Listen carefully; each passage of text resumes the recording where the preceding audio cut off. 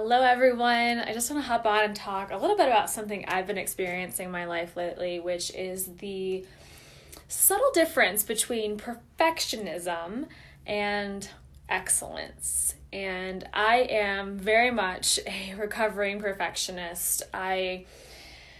My entire life have been a high achiever, have been an overachiever, have really been striving for this perfectionism in every area of my life. Who relates to that? So it was in my body and in the way I looked and the way my clothes fit and the clothes that I wore. It was in school and it was in my grades and it was in my physical environment and my surroundings, and it was trying to control, right? Because perfectionists also like to control a lot. Who's guilty of that? And it's okay. And I'm also Enneagram type 3. Do you guys know your Enneagram type? If so, post it in the comments. I'm a type 3, which is the achiever. And so there's this part of me that is just innately so driven and wants to achieve and wants to not only create really big, lofty, audacious goals, but also hit those crazy goals. And so in many ways, this perfectionism has served me in my life. And it has allowed me to, create this goal and stick to it, to have this immense drive within me, and to push myself to a certain degree for that achieving. But it hasn't served me in a holistic or sustainable way. So there's been moments of the perfectionism that, it's like, there's aspects of it, there's an energy within the whole that have been beneficial. But as a whole, it's not beneficial. When I think of perfectionism now, I, again, can still identify the parts that have been helpful, but I'm also looking at it and looking at the ways perfectionism has been more detrimental in my life. The way that perfectionism has held me back, the way that it has literally made me stay at home and hide at certain times. When I was first diagnosed with melasma, vitiligo, cystic acne, celiac too, because I had a lot of eczema with the celiac disease as a symptom. When all this started to happen, the inner perfectionist in me started screaming, oh my gosh, you're not perfect, change, do this differently. And all these voices inside my head started coming up that literally led to this paralysis. So I think this is a coping mechanism of the perfectionist, is paralysis. So we either go so hard that we drive ourselves into burnout, or we say, oh, I might fail, or I might not look a certain way, or I might not perform a certain way, or the result might not be exactly how I want it, or I can't control it. And then we just hold ourselves back and we self-sabotage and we fall into this trap of paralysis. So in many ways, that perfectionist tendency has been detrimental and affected me negatively in many areas of my life, whether it's my social life and not wanting to leave the house because my face a certain way, or if it has been in my business in holding myself back from launching certain programs or going live on video or posting something or sharing a story that could potentially impact people's lives because of that perfectionism.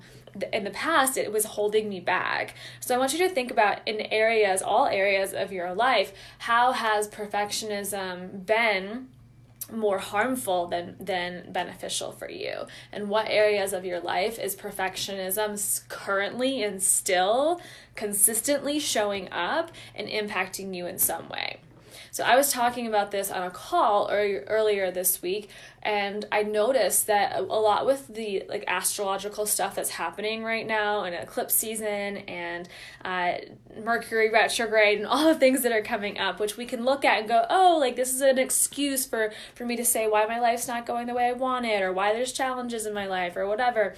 But I challenge you to instead of playing victim to the planets and the astrological shifts in the universe, to actually be the empowered empath, right? And to be able to create your own reality and be in control of your thoughts. And that is the one thing that we can control, how we respond to this life and how we respond to circumstances that are presented in front of us and in our lives. And so as I was thinking about this and feeling into some of the things that have been coming up for me currently, I noticed my perfectionist is really starting to kind of get riled up, and she's kind of coming back out. And for a long time I was feeling I really had a handle on this, and letting myself just be me and be authentic and just show up and shine as Sarah Small. And this perfectionist side just came back. And I think it's also a testament to all of you who are building businesses or working on the path of healing. And there's always something limiting beliefs. The number of limiting beliefs that I've shed is pages long, but the stuff that's still there is probably pages long too. I just haven't discovered all of it yet. We're all still on this path, and we're all imperfect at heart, even though we might try to control and be as perfect as possible. So all these things are kind of coming up. I'm noticing myself falling back into these tendencies of perfectionism, holding myself back for, a million different excuses, but ultimately it roots back to wanting to be that perfectionist. And so I decided to change my language around it, and instead of speaking about this in a way that is for the perfectionism and the negative ways it's affected me, looking at some of the positive things that it's brought into my life through achieving, and call that excellence. A drive, a strive for excellence in my life. And I literally changed the word from perfectionism, and I was beating myself up because I was noticing the perfectionist tendencies coming up, and I'm I hate this about myself.